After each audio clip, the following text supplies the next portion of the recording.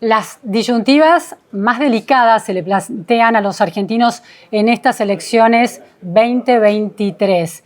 Tanto es así que intelectuales que han resistido al kirchnerismo y que lo han cuestionado muy duramente, se decidieron ya por segunda vez en los últimos días a defender a la democracia argentina del voto a Javier Milei y plantean muy directamente votar a Sergio Massa. ¿Cómo entender este debate que atraviesa la historia argentina, que pone otra vez a los 70, las dictaduras, el regreso a la democracia, el juicio de las juntas en la escena presente a la hora de ir al cuarto oscuro? De eso vamos a hablar hoy en la repregunta con Hugo Besetti. Muchísimas gracias, Hugo, por estar hoy aquí. Bueno, muchas gracias a vos por invitarme.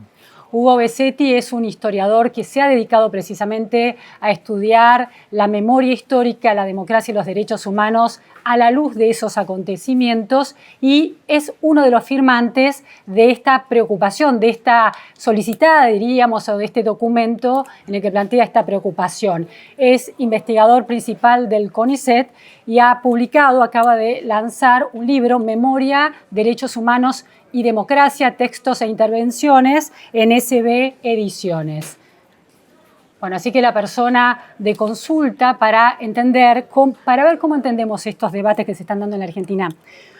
Hugo, resulta muy llamativo en este documento que ustedes han lanzado de manera conjunta con muchos intelectuales, al fragor de los acontecimientos actuales, que intelectuales muy críticos del kirchnerismo y de la política de derechos humanos del kirchnerismo, de la revisión histórica que hizo el kirchnerismo de la dictadura, de las organizaciones guerrilleras de la década del 70 y del regreso a la democracia, como es tu caso, como puede ser otro nombre muy arquetípico, el de Graciela Fernández Meijide, alerten sobre los riesgos que se presentan en esta elección y sobre todo llamen a votar a Sergio Massa.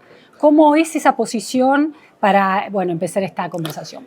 Bueno, esto tiene un antecedente que es una primera declaración antes, digamos, de la primera vuelta, donde alertábamos sobre el riesgo que veíamos en Javier Milei y en lo que representa para ciertas bases de la democracia que de algún modo hemos sabido conseguir y mantener en estos 40 años.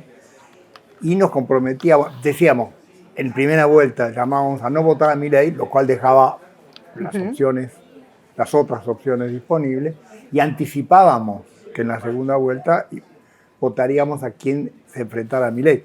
Con lo cual, lo insólito de la situación es que si Patricia Bullrich estuviera en el balotaje, yo estaría en este momento acá defendiendo el voto a Patricia Bullrich. Quiero decir, para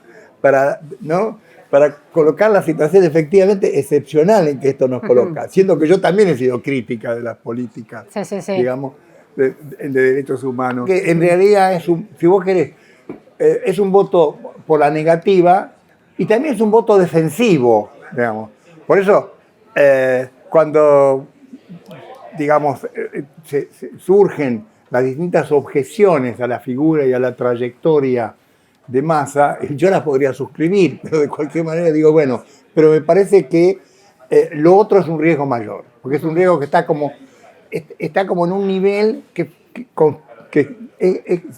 digamos así, que amenaza las bases mismas de lo que hoy puede considerarse un espacio de discusión y de deliberación democrática, ¿no? Me interesa que detalles y desarrolles cuáles son esas características, los elementos que componen ese riesgo que, según la perspectiva de ustedes, representa a Javier Milei. Nosotros lo discutimos bastante, porque, insisto, en el grupo hay muchas diferencias, y lo decimos claramente en la declaración. La declaración tuvo que ser discutida, digamos, en los términos y en los adjetivos, ¿no? Con que poníamos una cosa o la otra. Nosotros vemos en Javier Milei, y eso lo dijimos ya en el primer documento, en primer lugar está la posición respecto del pasado de la dictadura, que no es solamente un juicio histórico, porque si fuera un juicio histórico uno dice, bueno, digo, la política no tiene por qué definirse en términos de posiciones sobre la historia, sino que tiene que ver con condiciones muy presentes y que incluso surgen de la peor manera en las declaraciones, ahora, yo me enteré hoy de la señora Pando, cuando dice, bueno, en las condiciones difíciles que se viene va a haber que imponer el orden, y quienes saben imponer el orden son esos militares que están presos, ¿no? Digo, lo digo de un modo muy brutal, porque ella lo dice de un modo muy brutal. Sí, no es el posicionamiento de un político respecto de Juan Manuel de Rosas, que no tiene consecuencias en el presente, tanto, sino de un tema abierto, porque hay actores que siguen presentes, muchos de ellos están presos. Entonces, esa idea del orden, yo creo disparatada, la idea misma de que puedan volver esos militares, no estoy diciendo que esto pueda ser posible, ¿no? Pero quiero decir, esa idea del orden es una idea del orden que fue encarnada de modo brutal por la dictadura, pero que se puede mantener perfectamente, y que es una idea del orden que arrasa con las libertades, que pone, digo, esa idea de la seguridad, y es muy importante, porque Milei anticipó que su vicepresidenta, ¿cómo se llama? Villarroel. Sí, Victoria Villarroel. Iba a reunir defensa y seguridad. Reunir defensa y seguridad como intención, digamos. Como visión del problema. Implica restablecer una idea de la seguridad interior y implica imponer entonces ahí una visión militarizada del orden. Y eso es terrible. Es terrible solo que se habilite esa discusión. Y es terrible porque además uno pensaba, después de 40 años, que eso había quedado atrás y que formaba parte de acuerdos básicos. Y en ese sentido, más allá de todas las objeciones que son muy conocidas a lo que ha sido el desempeño del peronismo, del kirchnerismo, etc., uno podría decir, y si uno lo ve digamos, en un periodo más largo, que en los momentos decisivos no ha quebrado esos principios básicos, ¿no? Uno puede pensar ahí Semana Santa, ¿no? Uno puede pensar ahí incluso la Constitución, ¿no? Que de 93, 94, 94, ¿no? Quiero decir, es cierto, siempre en la política se mezcla el oro con el barro, por no decir alguna otra sustancia, pero quiero decir, estaba la intención de Menem de perpetuarse, de lograr una reelección, pero al mismo tiempo, de ahí, de los acuerdos contra el peronismo y radicalismo y la centroizquierda, etcétera, surgió una constitución que sin duda es mejor que la otra. Sí. ¿No? Y eso mismo se vio después de la crisis del 2001, donde surge un líder como Duhalde, que hace algo que efectivamente apunta en el sentido de una convergencia nacional, etcétera. Quiere decir, entonces, eso hace una trayectoria, porque tampoco se trata de colocar todo en términos de la coyuntura presente, de lo que Massa como tal puede representar, porque detrás de Massa está esa tradición, está esa... Ahora, hubo en esa reconstrucción quienes... Porque aquí la cuestión que me parece muy relevante es que el documento no llama a votar en blanco, llama a votar a Massa para oponerse, para evitar que llegue Milei al poder. Entonces, se disparan preguntas me parece como muy delicadas. La primera es, en esa reconstrucción histórica que planteas, si la continuaras a lo largo de los 20 años de kirchnerismo, ha habido un cuestionamiento por el avasallamiento de las minorías, ¿no? El kirchnerismo jugó mal ese juego tan delicado de mayorías y minorías en la democracia, o la cooptación de los organismos de derechos humanos y la apropiación de una causa que era colectiva, se la apropiaron políticamente, esos cuestionamientos se han hecho, se financiaron organizaciones que terminaron en delitos directamente.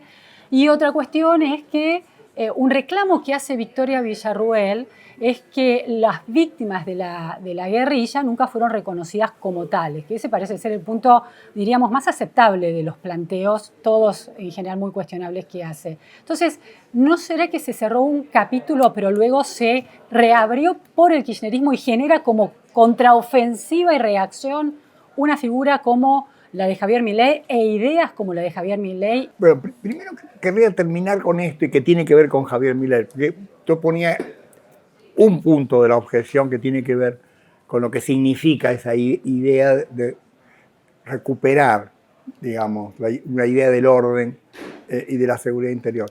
La otra cuestión, y de paso uno puede comparar, porque efectivamente yo suscribo, y de hecho lo he escrito, muchas de las críticas que se hacen, ¿no? Estoy retomando muchas de tus ideas. Efectivamente.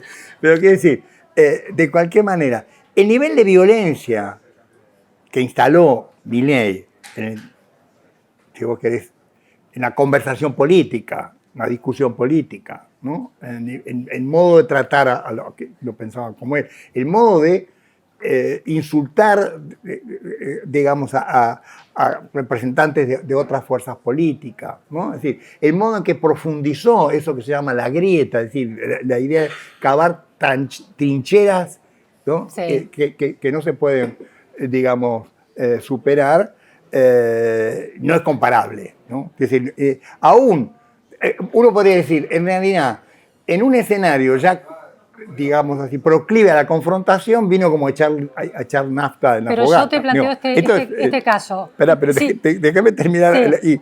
Y la otra cosa que también es preocupante, y eso también sirve para la comparación con la experiencia kirchnerista, más allá de las críticas que vos conocés muy bien, que yo vengo haciendo, es que él anunció un estilo cesarista de gobierno. Es decir, si el Parlamento no consigo los apoyos, voy a recurrir a los plebiscitos y buscaré gobernar por decreto, etc. Y ese es un punto. Cuando el kirchnerismo encontró su límite, eso fue en la 125, eso fue en el proyecto de la reforma judicial, eso fue en el proyecto de la comunicación. Digo, en todos los casos encontró su límite. O sea, porque se lo puso a la institucionalidad política. Bueno, porque ahí funcionaba la institucionalidad política. Y no puede funcionar en el caso de Milei la institucionalidad política. Bueno, ese es él en todo caso no parece dispuesto en la medida en que él dice, si yo no consigo las leyes, no dice voy a buscar los acuerdos, voy a tratar de conversar, voy a ver de qué manera consigo los votos, postergaré, digamos. Sí, ahora, Hugo, por supuesto, caso, todo esto está estamos en el terreno de la conjetura. Pero te planteo este caso. El diciembre de 2015, cuando terminaba el gobierno, la presidencia de Cristina Fernández de Kirchner, y le tocaba asumir a Cambiemos al entonces presidente Mauricio Macri, la presidenta entonces se negó a participar de esa ceremonia de entrega del poder, que es clave, ¿no? En la representación de la continuidad institucional y en el reconocimiento del otro político como con la igualdad de legitimidades cuando el pueblo lo vota. ¿Eso no es tan grave como lo que plantea, no fue tan grave en términos institucionales como lo que plantea Milei? A ver, yo diría, hemos pasado por situaciones en las que esa institucionalidad crujía, ¿no? Y efectivamente, en términos simbólicos, esa fue una. Pero de cualquier forma, también hay que recordar, Macri consiguió, y lo consiguió, el primer periodo de su gobierno fue un gobierno en el que consiguió muchos acuerdos para resolver cuestiones. Por ejemplo, pensemos la designación, consiguió designar 2 miembros de la Suprema Corte a partir de acuerdos que se dieron en el Senado, en donde no tenía mayoría. Pero eso es a posteriori. Y el día del 10 de diciembre los intelectuales se reunieron para alertar la gravedad institucional de lo que estaba haciendo Cristina Kirchner, firmar una carta alertando sobre las amenazas de la democracia. Probablemente no se dio, podía haberse dado, es decir, no aparecía la coyuntura de la gravedad que supone la instancia de una elección que ya se había producido, pero de cualquier manera lo que quiero decir es que más allá de Cristina Kirchner hubo algo, por eso yo digo no solamente Massa y el candidato, hubo algo en términos de ese conglomerado que significa el partido, los sindicatos, los movimientos, todo eso que uno podría poner bajo el rubro, digamos así, sí, de la conformación kirchnerista, que se mantuvo dentro de esos límites. Entiendo. Es difícil, porque alguien me puede decir, bueno, ustedes están estableciendo una conjetura. Es así, pero quiero decir, eso tiene antecedentes. Yo pongo el antecedente porque lo conozco bien, de lo que en Francia significó una convergencia justamente en la condición de un balotaje, o sea, de una segunda vuelta, que impidió el triunfo de Jean-Marie Le Pen. Y ahí se juntaron comunistas, socialistas, conservadores, en fin. Y quiere decir que hay que ponerse también en la situación de lo que significa la condición de la segunda vuelta. La segunda vuelta impone una lógica distinta del voto. Estoy de acuerdo con eso, estoy de acuerdo con eso. Ahora, la idea de que intelectuales se aúnen para incentivar el voto a una de las partes, en este caso a Sergio Massa, con el historial del kirchnerismo y del propio Massa en su vida política, y deslegitimar el voto a Milei. Si la sociedad lo vota a Milei y empieza un gobierno de Milei, ¿quiere decir que los intelectuales están dudando de la racionalidad de la ciudadanía a la hora de votar? Bueno, no, a ver, la coyuntura electoral no solamente pone el voto, se supone que es un espacio de liberación, de discusión, y dentro de esto hay posiciones que tienen un peso testimonial y que, bueno, buscan convencer, digamos. Ahí está claro, digamos, porque han salido otros colectivos a apoyar el voto a Massa. Ahora, esos colectivos, es seguro que hubieran apoyado el voto a Massa en cualquier circunstancia. Lo deben haber votado en la primera vuelta. Lo deben haber votado en la primera vuelta y seguramente lo votarían en cualquier circunstancia, cualquiera fuera sus contrincantes. Acá, y esto yo lo quiero destacar también, acá lo novedoso, lo realmente que forma parte de lo insólito también de la situación, es que nos reunimos gente que venimos discutiendo hace 20 o 30 años y que no nos vamos a poner de acuerdo nunca, pero que podemos ponernos de acuerdo en algunos principios básicos y que además estamos convencidos de que vamos a seguir teniendo que discutir juntos, porque muchos de nosotros lo votamos a Massa para ser opositores a Massa, no para, ahora, para incorporarnos lo que está en juego es como dos modelos de fantasma de ruptura democrática, ¿no? Por un lado está muy claramente el fantasma de la ruptura democrática que puede representar Milei, que es más claro porque responde a patrones históricos, la idea de que Milei sea un representante casi procesista, ¿no? La lengua del proceso, que muchas veces defiende la idea de exceso en la guerra contra el terrorismo, estas cuestiones. Sí, la vuelta al discurso de Macera en el juicio de las juntas en boca de Milei, ¿no? Entonces, claramente Milei es un modelo de ruptura que retrotrae a ese modelo ya consolidado de ruptura democrática. Ahora, no hay otro modelo de ruptura democrática refundado por el kirchnerismo en el modo en que la corrupción se volvió parte de la estructura de gobierno, el patrimonialismo de Estado, el clientelismo, la intervención arbitraria sobre la economía para beneficiar a ciertos amigos del poder. Eso no es otro modelo de ruptura democrática, el avasallamiento de las minorías atacando a quien piensa distinto, muchas veces de manera muy concreta. ¿No es otro modelo nuevo, distinto a aquel que a ustedes los inquieta particularmente y al votante que no quiere votar a Massa le inquieta el otro modelo? Yo entiendo, insisto, porque he sido parte de la crítica a todo eso, pero de cualquier forma... Pero ustedes hacen una escala de grados, es decir, ¿por qué no el voto en blanco? Si hubiera sido más entendible el voto en blanco, quizás. Es el voto que nos sale naturalmente. Digamos. ¿Y por qué nos llamaron a votar en blanco en lugar de Massa? Porque vemos el riesgo mayor en el otro lado. Digo, en ese sentido, es como alertar sobre el riesgo de algo que pone en juego las bases mismas de lo que puede ser un escenario de crítica y de transformación. Porque muchas de estas cosas que vos planteás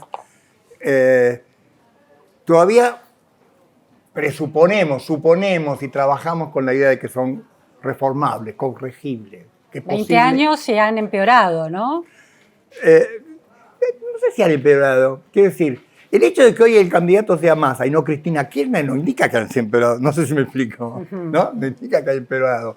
Quiero decir, ¿quién es Massa? ¿Qué es lo que se puede esperar de él? Eso es una incógnita, absolutamente. Bueno, lo estamos viendo, ¿no? El modo en que maneja la economía está clara, presente, está instalada bien, en el día a día. Pensar que Massa puede ser la reencarnación de Cristina Kirchner que construye una nueva hegemonía entre él y su mujer. Mira, algunas de esas cosas. A mí me parece una fantasía que no se hace cargo del nivel de fragmentación también, de conflictos y tensiones que hay en esa unidad. Sí, ¿no? eso el peronismo tiene incomprobable, como no es incomprobable la idea del riesgo absoluto de la democracia que representa Milei. Si el futuro lo dirá en tal caso. Está bien, pero en ese caso uno puede tomar en serio las palabras, quiero decir, la palabra y no solo la palabra, la gestualidad. Quiero decir, alguien que piensa que su símbolo de lo que va a ser su acción política, es una motosierra, me parece que, digamos, aparece mostrando allí una idea de la construcción, más bien de la destrucción, ¿no? de la aniquilación, ¿no? Eso está claro, y en el caso de Massa, el uso discrecional a escalas de 2, 3 puntos del PBI para acompañar su campaña entre la PASO y la primera vuelta, ¿no los inquieta? Yo, digamos, me obligás a hablar de Massa, que es digamos, para encontrar en él, digamos, algún sesgo de expectativa que yo no tengo demasiado, pero de cualquier manera, yo diría, Massa es un político avesado, profesional, digamos, que tiene una experiencia, digamos. Me parece que él se da cuenta que las cosas que ha hecho para conseguir su candidatura y eventualmente para ganarla no son las que puede hacer para gobernar, o por lo menos para gobernar con una mínima posibilidad de éxito. Entonces, la disyuntiva es entre la promesa, el miedo a la ruptura democrática de Milei y el voto Massa es un voto casi cínico, aceptando el cinismo de una situación, de un presente gobernado de una manera que no se va a poder sostener en el futuro. El cinismo, de hecho, él habla de unidad nacional. Uno dice, bueno, pone esa palabra allí, ¿no? Pone la idea de terminar con la grieta. Uno puede decir, bueno, varios lo dijeron, también Macri lo dijo. Alberto Fernández lo dijo. Alberto Fernández lo dijo. Cristina Fernández de Kirchner cuando dijo volveremos mejores. Bueno, quiero decir, hay allí algo que también compromete a una búsqueda de una gestión política que me parece que se enfrenta con las dificultades de que difícilmente pueda constituir una clara hegemonía. Yo no lo veo, yo veo ahí muchas dificultades que lo van a obligar a negociar, ¿no? Ahora, ¿no hay algo de mirar en las mejores luces los riesgos que representa Massa y mirar en las peores luces los riesgos que representa Milei? En la Carta de los Intelectuales y en la posición que estás explicando. ¿No hay un sesgo en definitiva? Yo diría, Milei es claro y ha sido bastante consistente en su visión sobre la sociedad, sobre el poder, sobre sus propuestas, incluso sus propuestas económicas que apuntan a una, digamos, realmente hacer, por eso ponía el símbolo de la motosierra, hacer tabula rasa, ¿no? A barrer con todo, ¿no? Me parece que Massa, incluso en lo que han sido sus aspectos, si vos querés, de negociador o ventajero, como ha sido dicho, ha mostrado que tiene más inclinación a jugar en el terreno de la política. Si vos querés poner esto, voy a poner un ejemplo del fútbol. Vos tenés un jugador que no te gusta, que juega mal, que hace una serie de cosas, y tenés otro que va a entrar con una motosierra. No, mirá, bueno, si tengo que elegir, este juega al fútbol, el otro no juega al fútbol, el otro tiene, en todo caso va a producir otra cosa o va a hacer otra cosa. Dos últimas cuestiones. ¿Falta algo de una dimensión, de una lectura política de todo este tema en la mirada que virtieron en la carta, en el sentido de que está cada vez más demostrado que si Milei llegó con unas chances que sorprendieron a todos en la PASO, tuvo que ver con un apoyo en términos de fiscalización y en términos de financiación de la campaña política por parte, y también de puestos para ocupar en las listas por parte de Massa. Entonces, pensarlos tan dicotómicamente no deja estas consideraciones importantes de lado, que Milei ha sido de alguna manera un instrumento de poder de Massa en este escenario político. Eso jugó, efectivamente.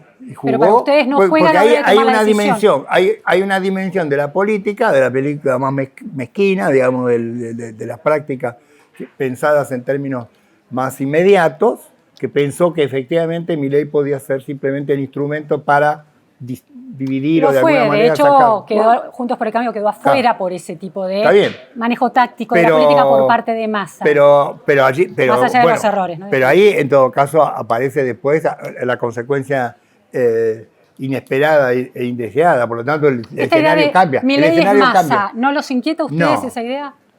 Milei no es Massa, me parece. ¿O Massa es Milei? Lo que vos podés decir es, la política está en un nivel de relativo fracaso, las prácticas políticas, que los principios, ¿no?, y las posiciones se negocian y de alguna manera se arreglan, que hay una disposición a los arreglos, y eso funcionó también durante estos años, por debajo de la confrontación y las peleas, y que eso puede incluir a Milei, sin duda. Ahora, eso no es toda la política. No, pero la idea de no convocar a un voto en blanco y sí tomar partido por una de las partes en una política tan atravesada por cuestiones tan oscuras y grises llama la atención eso. La primera decisión es que es una coyuntura crítica, decisiva, digamos, ¿no? Por eso ponía el ejemplo de lo que en su momento fue esa convergencia. Voto en blanco, libertad de acción, eso es lo que quiere decir, también, ¿no? Es decir, opción que yo entiendo perfectamente, insisto, pero de cualquier manera, si uno parte en todo caso, del diagnóstico de una situación crítica, que en realidad, y lo decimos en el documento, obliga a plantearse una suerte de replanteo, recuperación y rediscusión del pacto original que hace 40 años fundó nuestra democracia. Entiendo. Quiero decir, ahí el voto en blanco, la libertad de acción, supone una suerte de quedar afuera de esa decisión. Cuando se trata, insisto, de una decisión propia del sistema electoral que establece en un balotaje la presión para que uno decida entre lo que está allí. Sí, a ustedes les preocupa la ruptura de un pacto fundacional de este nuevo periodo democrático. Bueno, y la última pregunta que te planteo, Hugo, entiendo esa posición y ese riesgo que ustedes ven. A futuro, el pacto fundacional, el riesgo del pacto fundacional lo representa Javier Milei. De aquí para adelante, la idea de que un ministro de Economía que es responsable de parte de esta crisis económica sea el candidato que gana a pesar de todo eventualmente, ¿no los preocupa en términos, y además en medios de denuncia de corrupción que también comprometen a figuras cercanas del Frente Renovador? ¿No pone en riesgo una futura institucionalidad en la medida en que un sistema presidencialista como el argentino además ahora va a tener la legitimidad del voto a pesar de una crisis económica? La corrupción siempre fue dejada de lado como criterio de decisión a la hora de condenar o apoyar un gobierno. Lo vemos desde Menem hasta hoy. Pero la crisis económica era un criterio de racionalidad del electorado. Al partido de la crisis económica la gente no lo votaba. En este caso, Massa, que representa la crisis económica y la corrupción, está muy presente en esta campaña y sin embargo la gente lo vota. ¿No representa de aquí en adelante un riesgo para la institucionalidad democrática de otro orden? Ya no es fundacional, pero sí de otro orden, que tenga tanto poder y tanta efectivamente, legitimidad. Esa mayoría que pudo haber conseguido y que eventualmente podría llevarlo a la presidencia, no está consolidada. Digo, me parece que esto está claro. Quiere decir que efectivamente es un... Pero ustedes están planteando que se consolide. Ustedes quieren que se consolide eso. No. Nosotros decimos, en esta coyuntura nos parece mejor... De acuerdo. El efecto si gana, será ese. Ahora, como yo te decía antes, nosotros somos críticos y en principio, aunque hay muchas diferencias, efectivamente, y en el documento no podemos avanzar mucho más, porque es un documento que justamente se limita a fijar posición en esta coyuntura del voto. Ahora, nuestra idea, y esto es algo realmente bastante excepcional, es que esta red, digamos así, de intelectuales, de gente de la cultura, en fin, que se pueda ampliar, se mantenga más allá. Y que más allá de las diferencias y de las opciones y de las tradiciones políticas que nos separan, hay algunos puntos fundamentales, entre los cuales están los temas que tienen que ver con atender la cuestión de la pobreza, con atender la cuestión de las fracturas sociales, con atender la institucionalidad democrática, con reafirmar, en todo caso, la democracia no solamente como institución, sino como cultura, que me parece que nos van a llevar necesariamente, en la coyuntura que surja, en la eventualidad de un Massa presidente, a seguir cumpliendo algún papel. Bueno, gran debate, interesantísimo. Igual para rever dónde está basada la convivencia en la Argentina, ¿no? Realmente. Muchísimas gracias, Hugo. No, gracias a vos. Gracias a todos por estar en la repregunta.